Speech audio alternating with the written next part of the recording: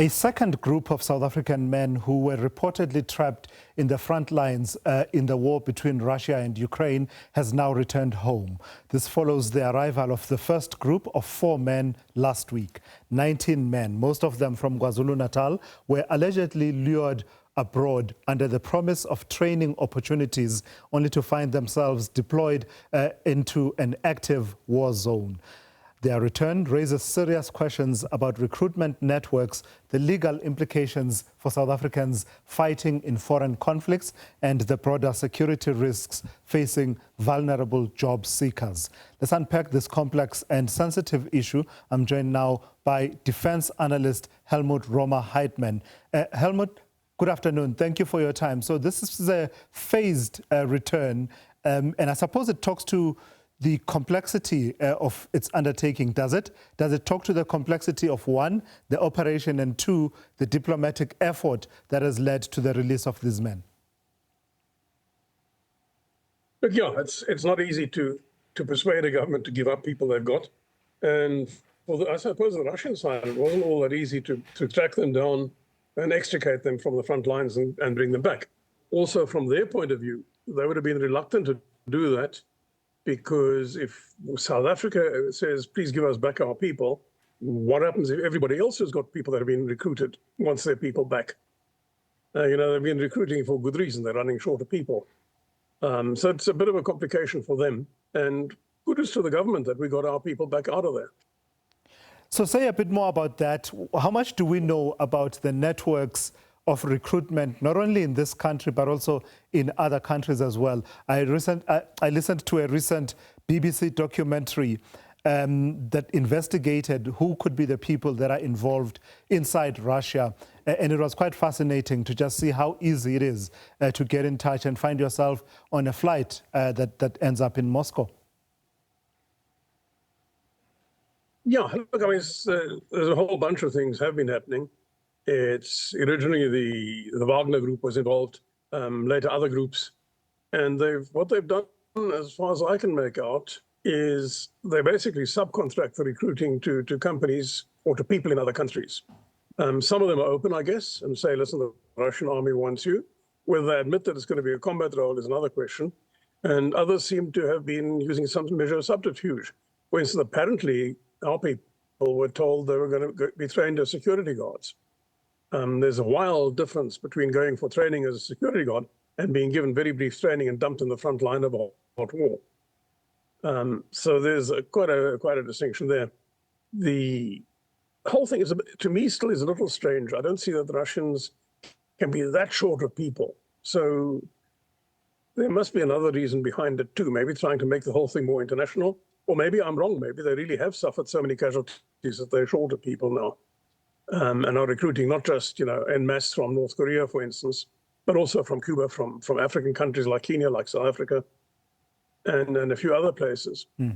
If I was a Russian officer, I wouldn't be too happy, because people are showing up there with very different levels of training, types of training, speaking different languages, complicates life immensely.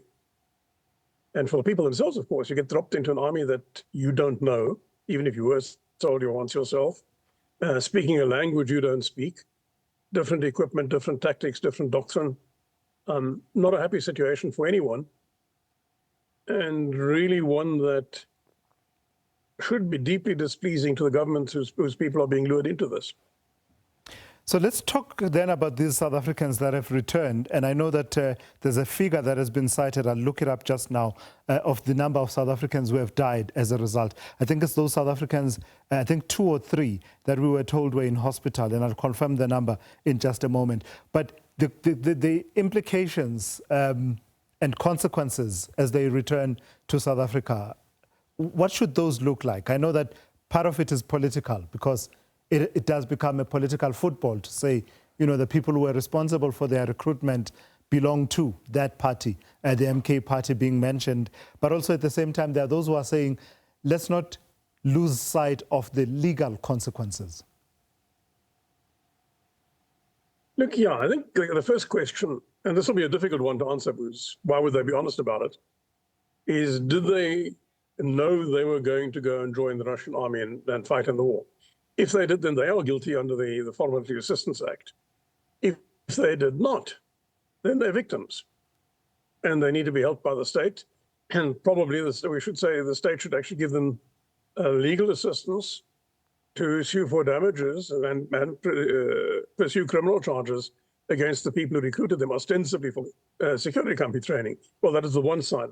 That the one group apparently were told they're going for security guard training. The other group, I don't know. So there are two aspects there. Do they know they were going to join the Russian army, in which case they are themselves in contravention of the act? Or did they not, in which case they're victims? The people who recruited them, if they knew it was for the Russian army and not for anything else, they very clearly are guilty of a contravention of that act, and also really of fraudulent behavior towards towards the people that were sent. So the figure that I was talking... If you took it to an extreme, the ones that were killed, you could, under Roman Dutch law, make a murder case. Because you send somebody to a front line, there's a very good chance they'll get killed. And that old concept, the part of familias, the rational man, if you understand that something you're doing can lead to a death and it leads to a death, you're guilty. Yeah, that whole dolus eventualis concept. Yeah. So it's two people that we're told have died as a result of those activities out in Ukraine on the side of Russia. I just thought I'd put that out because I had said I would confirm the number. So let's talk about broadly going forward then now, Helmoed, in terms of strengthening the mechanisms to guard against activities of recruiters in the country. Minister Ronald Lamola hints that information at hand suggests that we've been talking about 17 or 19, but actually there could be more South Africans that have been active in that conflict. Does that suggest that we have something to look at, given the socio-economic dynamics in the country, the levels of poverty and desperation for any economic opportunities or a job?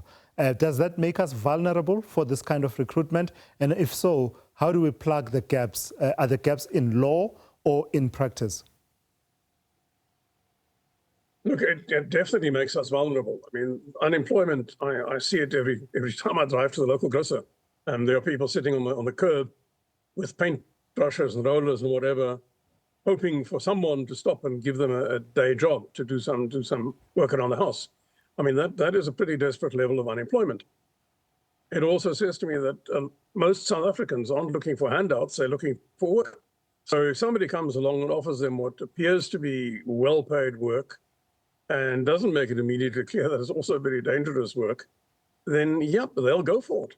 I mean, if you think back a few years ago, a lot of people joined Executive Outcomes to operate in the Gulf, to operate in Angola, after that in Sierra Leone, and later some in Nigeria as well.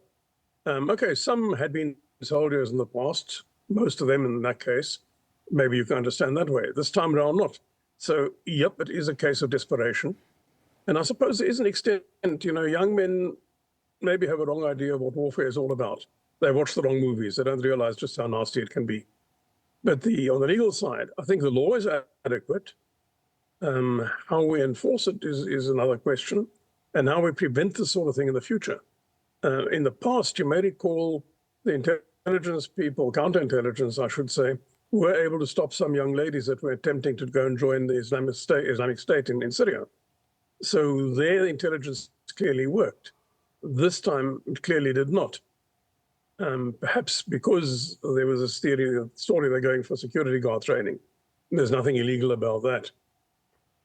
So we do need to look a little closer on why we allow people, what we allow people to go out of the country to do, and just make sure it's real.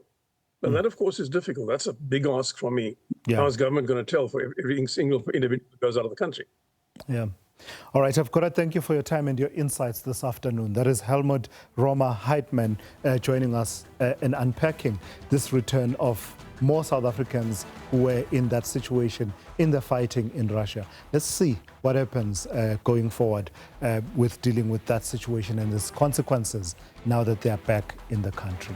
This is the Week in Review. On the other side of the break, among the stories we will cover, it's a fascinating one. It's about these wearable, these glasses that are being introduced by social media and digital media platforms such as Meta introducing those, but concerns about privacy are coming to the fore, even as these technologies are being introduced.